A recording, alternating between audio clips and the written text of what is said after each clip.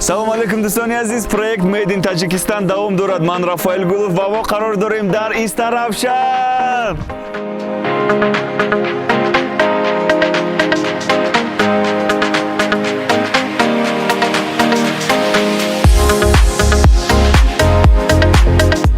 дӯстони азиз, қарор дорем дар яке аз калонтарин заводҳои кишвар оби зулол ки мо аз хурдсолӣ обҳояшро нӯшида ба воя расидаем.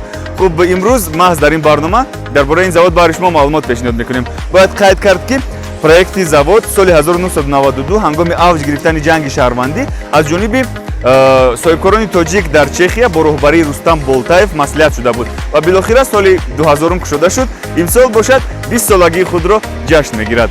маълумотҳои дигар дар ин барнома. рафтем.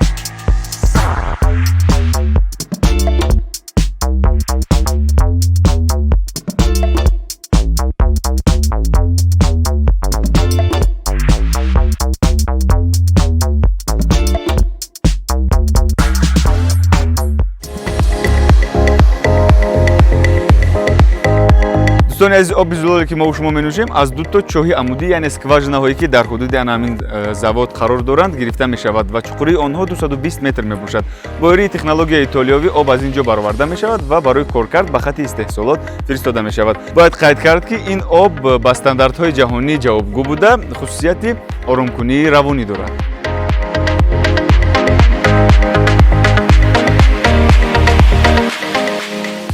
азиз, дар ин хати технологӣ дар як соат 20 000 нӯшокиҳои ташнашикани газдор, бегаз, минералӣ ва маъданӣ истеҳсол мешавад.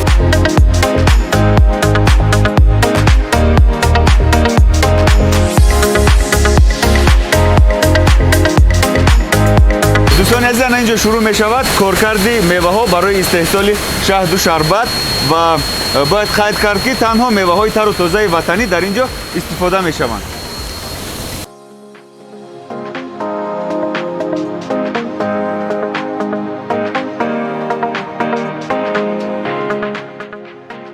ин ҷо хонумони зебо меваҳои пӯсидаро ҷудо мекунанд ва дигараш барои шустан ба технология фиристода мешавад ва баъд аз шустан меваҳо майда реза карда мешаванд ва ба технологияи гармидиҳӣ фиристода мешаванд. дар ин ҷо дар ҳарорати аз 65 то 85 дараҷа гарм карда шираи меваро ҷудо мекунанд.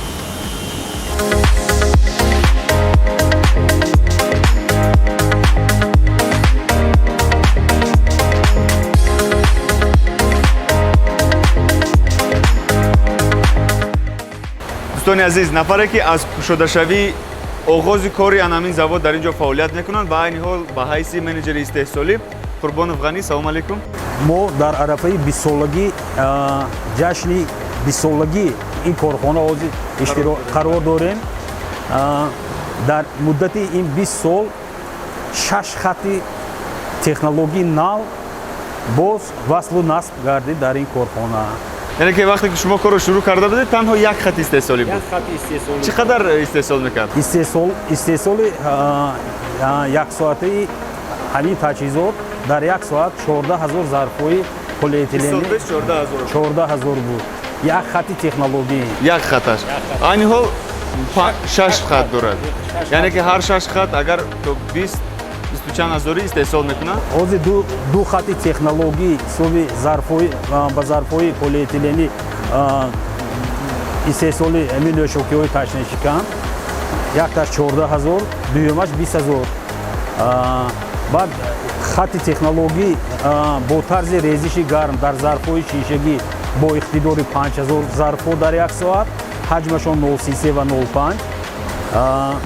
бо хати технологӣ тетрапак, хати технологӣ коркарди меваҳо, меваю сабзавотҳо ва хати технологӣ ғизои кӯдакона. хеле хуб. тӯли 20 сол дар ҳамҷо кор кардед, фаъолият кардед. фикр накарда будед ки масалан корро тарк кунеду ба хориҷа ё ки ба ягон ҷои дигар барои кор кардан масалан сафар кунед? дар ин фикр ман ягон вай набудам. барои он ки маоше ки аз аввал мегирифтед то айни ҳол барои шумо басанда аст. басанда аст, қаноатманд. фарзандонро оиладор кардед? албатта. тӯли ин 20 сол тӯли ин 20 сол ду духтар баровардем, як келин гирифтем. ба ҷавҳар доде ду духтарро инчунин як келин ба хона оварде. Хона овардем. Ин бисёр ҳамаш аз фаъолияти худатон дар ҳамин дар ҳамин завод. маоши завод. Хуб, айни ҳол маошатон чӣ қадар аст? Айни ҳол маошамон хуб аст. Ин сири корхона аст? сири корхона. Хуб, тақрибан 4000 сомон мегирад дар як моҳ? Ҳа, мегирем. беҳтарин. Ташаккури зиёд. Ба кори шумо муваффақият бигзор. Боз чандин солҳои дигар дар ҳамин ҷо фаъолият кунед ва боз хатҳои истеҳсолии нав ба навро кушода баҳри мардуми тоҷик обҳои нӯшокии бомазаро пешниҳод кунед. Раҳмат. дӯстони азиз, ана ин намунаи дизайни аввали ғизои кӯдакона ки корро шурӯъ карда буданд бо он. Баъдан спортбар, яъне ғизо барои варзишгарон ва айни ҳол бошад 12 намуд ғизои кӯдакона бо дизайни нав истеҳсол карда мешавад. Инчунин дар нақша ҳаст 4 намуди дигар ғизои кӯдакона бо истифодаи сабзавот, яъне сабзӣ ва каду. Ана ин ҷо ғизо барои кӯдакони аз синни 3 сола боло, смузи, шаҳд ва павидло. ин аст ҳама намуд нӯшокиҳои ташнашикане ки дар заводи оби зулол истеҳсол карда мешаванд. дар умум зиёда аз 120 намуд маҳсулот дар ин макон истеҳсол шуда баҳри мардум пешниҳод карда мешавад.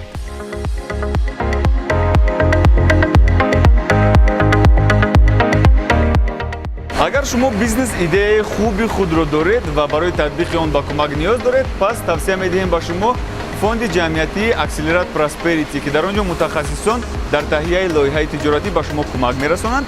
Инчунин муваффақтарин лоиҳае ки аз тамоми марҳилаи интихобӣ мегузарад, то $50,000 амрикоӣ сармоягузорӣ ба даст меорад.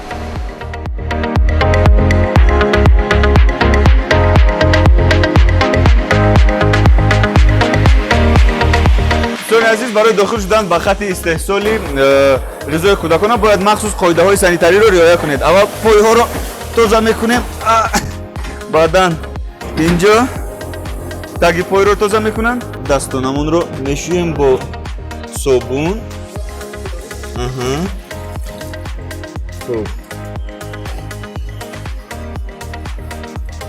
хоқ мекунем ва баъдан инҷо бояд сабз шавад ва мо мегузарем.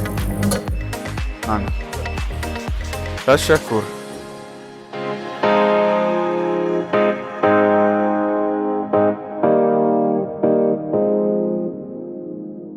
Дорогие друзья, заместитель генерального директора Умаров Садихон, здравствуйте. Насколько я знаю, вы один из участников проекта Оби Зулол с самого начала, правильно? Ну, отчасти да. То есть я принимал какое-то участие на первичных этапах формирования и развития проекта, поэтому какая-то моя очень небольшая толика моего труда здесь также есть. Значит, самое важное, что она есть, была и до сих пор существует. Мы знаем, что сейчас, в данный момент, Оби Зулол является одним из крупнейших заводов в стране по производству напитков, цветных напитков. В этом году ваш завод празднует 20-летие. За этот период какие кардинальные изменения были в вашей работе? Можете рассказать? Начав свою операционную деятельность в 2000 году, мы базировались на одной производственной линии, на которой производили воду и цветные газированные напитки. И далее, с 2007 года, мы последовательно расширяли свою производственную базу.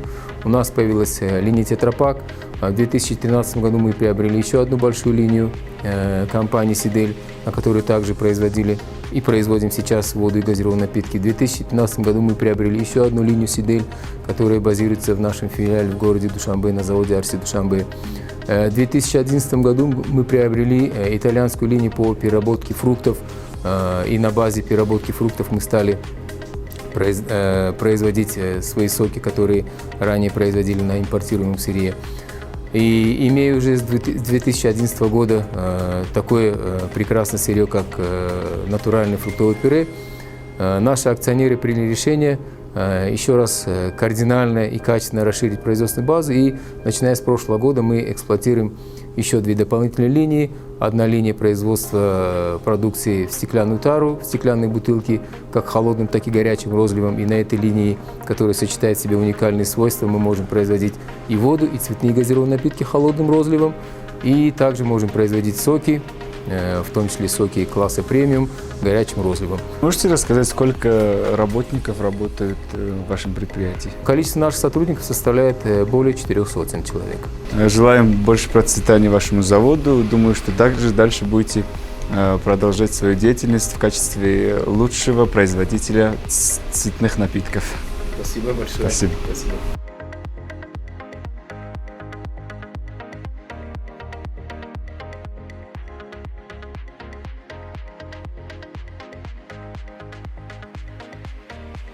Do'stoni aziz, нашри мазкур аз ҷониби ҷамъияти саҳомии пӯшидаи ТАДЕС коршинос шинохта ва пешбари соҳаи гидроэнергетика маблағ гузорӣ шудааст.